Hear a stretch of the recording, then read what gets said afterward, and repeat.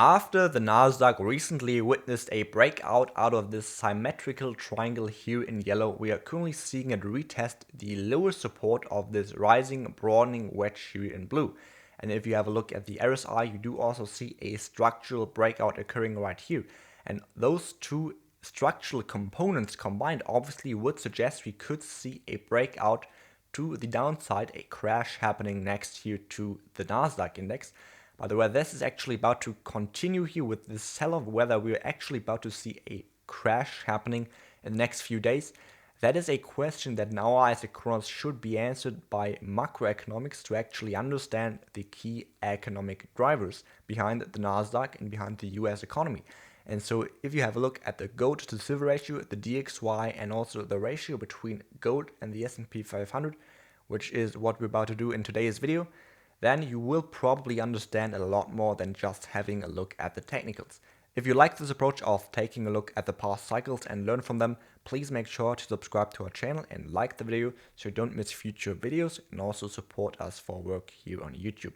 And if you have any questions or comments, please just don't hesitate to comment down below. Thanks for your support. Now let's first start off with the gold to silver ratio. As you do see, we've marked the last few big crashes that actually witnessed, that the Nasdaq witnessed. We've seen that crash occurring here in 2008. We've also seen that happening here with the Corona crash. And in both of those instances, we have actually seen that reversal from a weakening gold to silver ratio to a strengthening gold to silver ratio.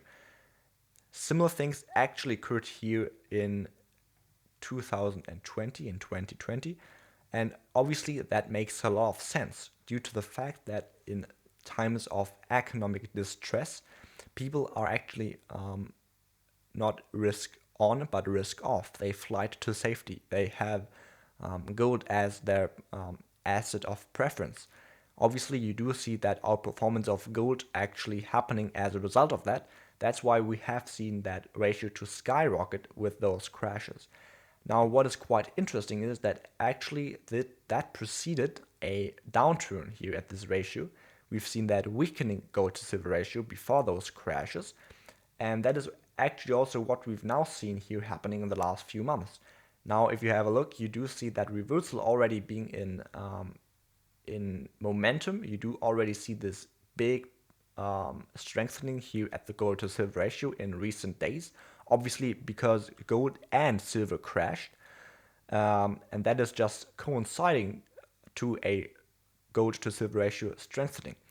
And we've historically seen that happening before big crashes occurred. And that's why we're quite conservative at Kronos right now, because that is obviously a big bearish signal. Now, if you have a look at the DXY, the dollar index, you do see quite similar things.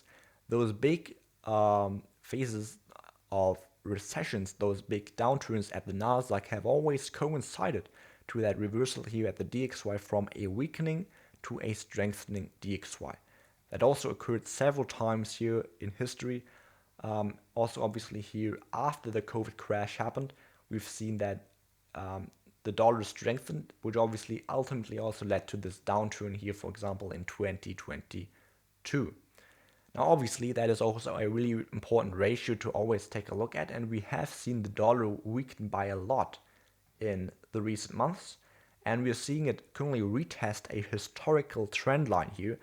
And obviously, there are two paths currently actually in place. We could see the dollar to strengthen again, but we could also see it to continue to weaken. And which of those two roads, which of those two paths is actually likely is a hard question, but this is really a fork in the road that we're currently seeing here. We could see a continuation of this dollar devaluation because of obviously we do have this debt problem in the US, and obviously as the US treasuries are obviously decreased in demand, as they are actually not bought anymore, that will obviously lead to a weaker dollar. Now, at the other side of the spectrum, you do obviously have those deflationary crashes where you just do see that assets are sold, and you do see that the dollar is obviously therefore bought.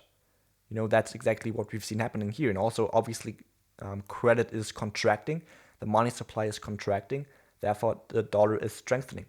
And we do see it happening the following way. We do expect to see the DXY to strengthen for a certain period of time, as we do see a deflationary crash happening, as we've seen here in the past.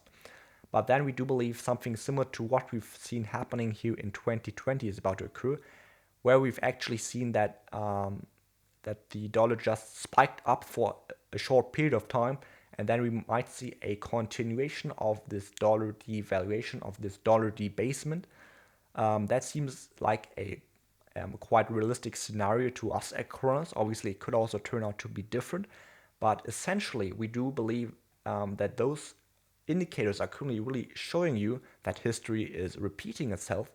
And also, if you have a look at the ratio between gold and the S&P, you do see that historically those crashes coincided to gold outperforming the S&P. That seems like a obvious signal.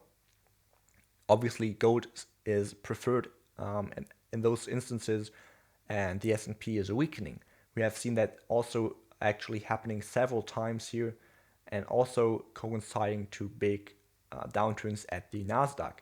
Now, you do currently see it as well, and it just adds on to this chain of indicators that we're currently watching at Kronos that show quite a bearish developments for the future.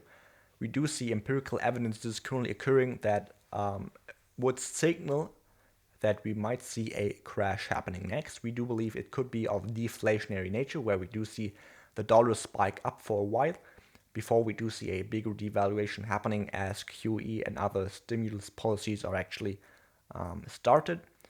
Please let us know your thoughts on this analysis, if you liked it or not. And also make sure to subscribe to our channel to not miss future videos, and also click the like button to support us even more. Thanks for your support. See you the next time. Bye bye.